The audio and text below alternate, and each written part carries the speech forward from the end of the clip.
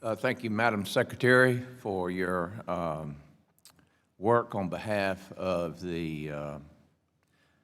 all the parents and children of this country. I've been very impressed with your work. During my time in Congress, I've been a staunch advocate for school choice. Every child and every family is unique in their own way, and when it comes to learning, it's no different. In fact, in every public school that my children have attended, my wife and I have gotten very involved in that process, and it makes a difference with the parents getting involved. We've seen an explosion of interest in school choice, and as I'm sure you know, even in the last few months, states such as Tennessee, South Carolina, Idaho, Wyoming, and Texas are considering implementing school choice legislation. However, all these success stories, many states refuse to even consider school choice. Many states seem insistent on trapping kids in failing schools. In a country where school choice has already been implemented in many areas with great success, including the 12th District of Georgia, why do so many states refuse to even consider choice? Well, I think you'd have to ask the governors and the superintendents of education in those particular states. That clearly is that's a state function. Important question. A very important question. Yeah, they should answer for but that. I can tell you that what we are starting to see and why you see more states now looking at school choice options is because our education system right now is failing our students. Yes. Well, we're spending the most money in getting the 30th in the world. I mean. And so I think governors who are being innovative on their own are looking at different programs in their states, and they are seeing the success rates returning to classical education in some states, where the science of reading has been so incredibly successful, like the Miracle of Mississippi that we've looked at.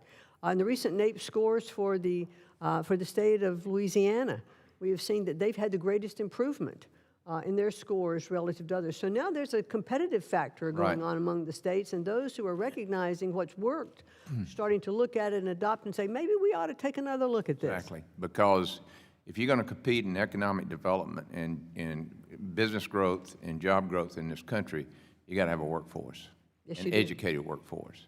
And it's more important than ever because the workforce today is very technical and has to have a degree of education to deal with all of the digital aspects of production and everything else. Getting on to higher education, the cost of college continues to rise. It's imperative that students graduating from high school know that there are many paths to a career, and not every career requires multiple degrees. Having built a small business, I have experienced firsthand how hard it is to find skilled and qualified workers. We got to bridge that gap. And I was proud to vote for the One Big Beautiful bill, which included two big Pell policies. First, the bill reinvested billions to close the current Pell shortfall. Second, it opened up Pell to high-quality short-term programs. Can you talk more about why this administration supports short-term Pell and what such a program would do for our workforce? Well, just, not everyone can afford even the 2-year community college. So short-term Pell Grants, which are 8 to 14 weeks, I believe, or 8 to 15 weeks, provide those opportunities to learn and gain a skill and get into the workforce much faster. It's good for employees, it's good for employers to get them into the economy faster. So the short-term your workforce Pell Grant, I'm a strong supporter of. Great. What changes, if any, do you believe need to be made to Perkins reauthorization to improve outcomes for students? Well, I just think that we have to have a better alignment, with the Perkins programs, with what our workforce innovation programs are. I just don't think they're aligned enough and we're holding them accountable enough for those. And I think we can close that gap because it's very worthwhile. Right, good. Well, I'm all with you on the competition among states. States compete for economic development, and states are paying closer attention to workforce development because it's critical as far as economic development, and thank you for your service to this country. Thank you, sir.